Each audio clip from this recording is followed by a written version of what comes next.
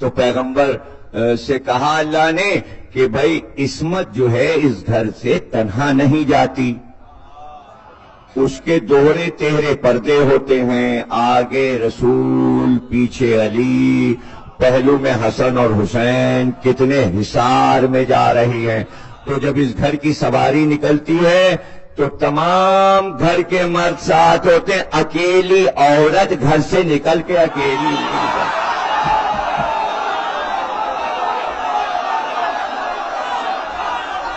سب صاحب رتبہ ساتھ ہوتے، پیغمبر بھی ساتھ، علی بھی ساتھ ہیں، حسن اور حسین بھی ساتھ ہیں، اور پھر قدم قدم پر بتاتا جا رہا ہے اللہ دیکھو اور غور کرو، پہلی بار زہرا گھر سے نکلی ہیں اور گھر میں رہی ہیں، کسی نے ان کا نقش قدم کبھی نہیں دیکھا، نقش قدم نہیں دیکھا، نہ زمین نے محسوس کیا نہ آسمان نے دیکھا، اس لیے رسول کو آگے رکھا، جہاں رسول کا نشان قدم اس پہ فاطمہ کا نشان قدم، جہاں فاطمہ کا پھر اس پہ علی کا نشان ہے، گویا علی نشان کا پردہ کرتے جا رہے تھے،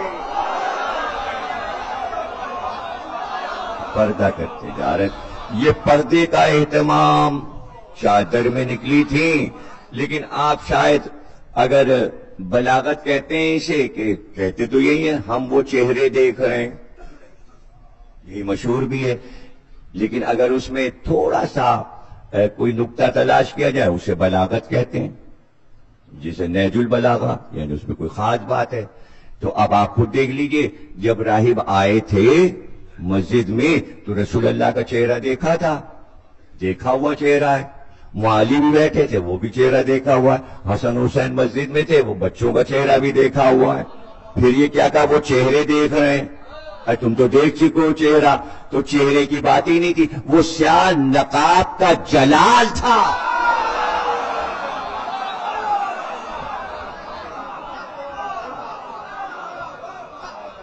کہ جس سے ان پر ہیبت طاری ہو گئی، اس لیے پردے کی اہمیت بڑھ جاتی ہے۔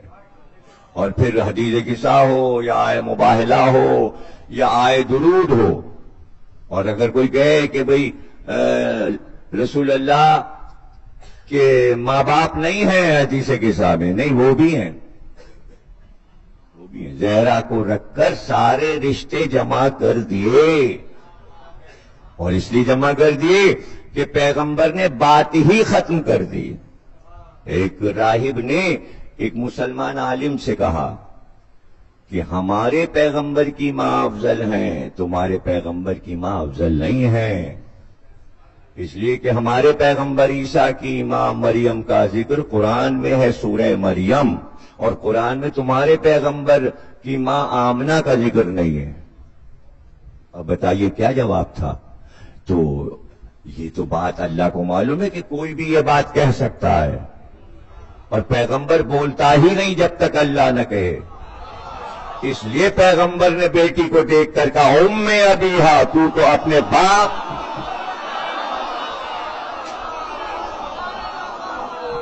ام ابیہا، اگر تم نے میری ماں کو نہیں سمجھا تو بس یوں سمجھو جیسے زہرا ویسے آمنہ تھیں، اور زہرا ہر عورت سے افضل ہیں۔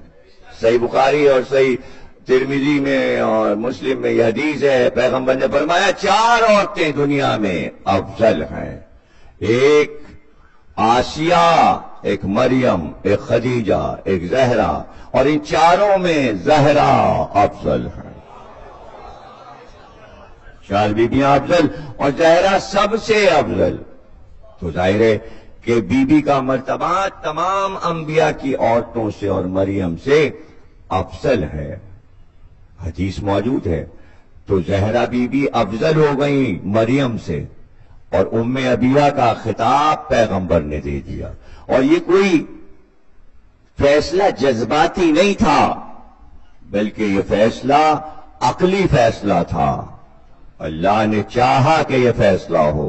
اور تقریر خاتمے پر پہنچی، انشاءاللہ پھر گفتگو کریں گے کسی نے خبر دی زہرا کی عمر 7 برس کی تھی دروازے پر، تمہارے باپ پر مکے والوں نے اوجڑی ڈالی ہے، وہ وہاں کعبے میں عبادت کر رہے تھے، ان پہ گندگی پھینک دی ہے اور سب مذاق اڑا رہے ہیں۔ تو پردہ ہٹا کر دوڑتی چلی خدیجہ کی بیٹی کعبے کی طرف، وہیں تو گھر تھا خانہ کعبہ کے اطراف میں۔ تو جب مجمع نے دیکھا تو شور ہوا، ہٹ جاؤ خدیجہ کی بیٹی آ رہی ہے۔ یعنی خدیجہ کے احسان سے کچھ آنکھ میں غیرت تھی جو سب بھاگ گئے۔ اور 7 سال کی بیٹی، اب یہی وہ مقامات ہیں، اگر ایسے ہی نکل جائیے تو آرام سے نکل جائیے، اور اگر اشارہ کر دیجئے تو لوگ برا بھی مان جاتے ہیں۔ جس وقت پیغمبر پر یہ حملے ہو رہے تھے تو سب جانثار کہاں تھے کہ 7 سال کی بچی کو جانا پڑا میدان میں، اور جا کر باپ کی انگلی پکڑ کر زہرا گھر پہ لے آئیں اور پانی لا کر باپ کا سر دھونا شروع کیا۔ سر دھوتی جاتی تھی اور روتی جاتی تھی۔ پیغمبر نے دیکھا کہ کس پیار سے کاندھا دھلا رہی ہیں، سر دھلا رہی ہیں، اور آنکھ سے آنسو بہتا جا رہا ہے۔ تو بس پیغمبر بھی رونے لگے، آنکھ سے آنسو چل کے، اور کہا تو ام ابیہ ہے، اس طرح شفقت کر رہی ہے میرے اوپر جیسے بیٹے پر کوئی ماں شفقت کر۔ 7 سال کی عمر میں یہ خطاب لیا ہے ام ابیہ۔ تو اب پیغمبر کی نظر میں زہرا کیا ہے؟ صرف یہی سوچتا رہے ہر مسلمان کہ ہر نماز کے بعد در زہرا پہ کھڑے ہو کر کہا اس گھر کا خیال رکھنا، اس در کا خیال رکھنا، اس گھر کا خیال رکھنا، اس در کا خیال۔ مگر ادھر پیغمبر کی آنکھیں بند ہوئی اور شعلے اٹھنے لگے، دروازہ جلنے لگا۔ ہائے، زہرا بی بی تو دروازے پہ آئی تھیں، کیوں شور ہے، کیا چاہتے ہو؟ علی کو بھیجو ورنہ ہم اس گھر کو جلا دیں گے۔ بی بی نے کہا اس گھر میں حسن اور حسین ہیں، تم اس گھر کو جلا دو گے؟ جواب آیا جو بھی ہے اسے جلا دیں گے۔ اب زہرا بی بی کیا کہتی؟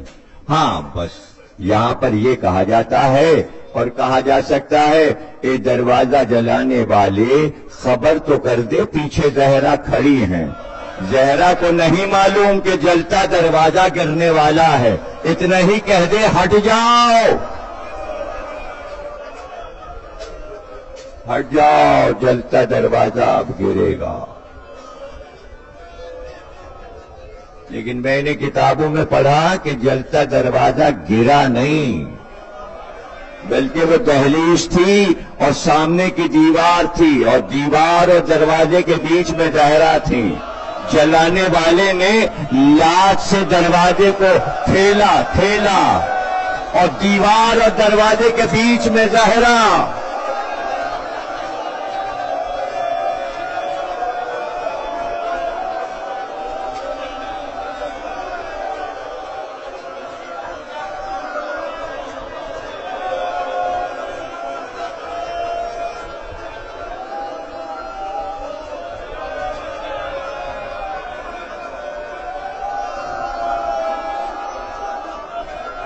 زہرا بی بی کی گود میں جناب محسن 3 مہینے کے تھے، رسول اللہ کے سامنے پیدا ہوئے تھے، سینے سے لگائے کھڑی تھی بچے کو۔ جب دروازہ دیوار سے ٹکرایا تو زہرا کے ساتھ محسن پس گئے، بچہ گود سے گرا، آواز دی فضا جلدی آ میرا بچہ نہ۔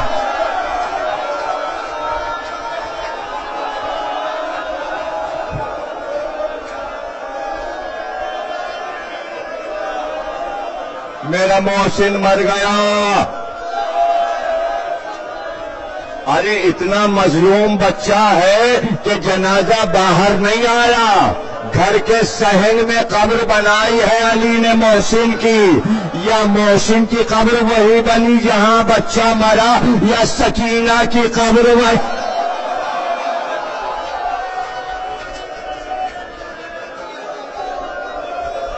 جزاک اللہ. کل عرض کریں گے تفصیل کے ساتھ. تقریر ختم ہو گئی.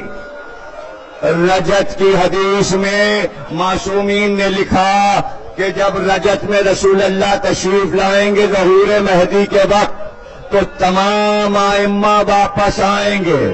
رسول اللہ تخت پہ بیٹھیں گے, دونوں طرف سارے امام بیٹھیں گے, پورا گھر سج جائے گا. رسول اللہ خوش ہو کر کبھی ادھر دیکھیں گے کبھی ادھر دیکھیں. میرے بچے, میری اولاد, میرے گھر کی بہار. کہ اچانک بآخری جملہ عرض کر رہا ہوں کہ سامنے کا پردہ ہٹے گا, ایک بلند قامت کی بی بی سیاہ چادر اوڑھے سامنے آئے گی, ہاتھ پر کچھ ہوگا, آتے ہی رسول اللہ کے سامنے ایک لاشا رکھ دے گی.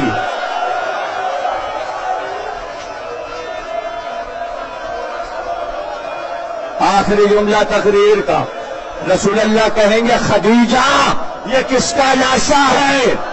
تو خدیجہ رو کے کہیں گی, سینے پر ہاتھ مار کر, یا تو نواسا محسن ہے.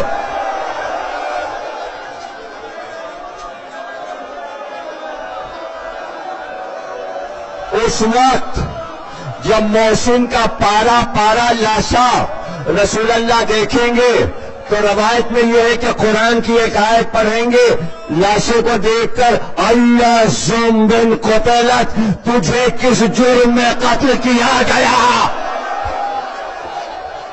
ارے کیوں مارا گیا تجھے؟ اور ایک بات سر اٹھا کر کہیں گے خدیجہ زہرا خود اپنے بچے کو لے کر کیوں نہیں آئی؟ تو ایک بار خدیجہ مڑ کر کہیں گی آ رہی ہے بیٹی آئے, ایک بار پردہ پھر ہٹے گا اور زہرا آئیں گی ایک اور لاشا لیے. زہرا یہ کس کا بابا, یہ رباب کا لال علی اصغر جس کے گالے 2 لاشیں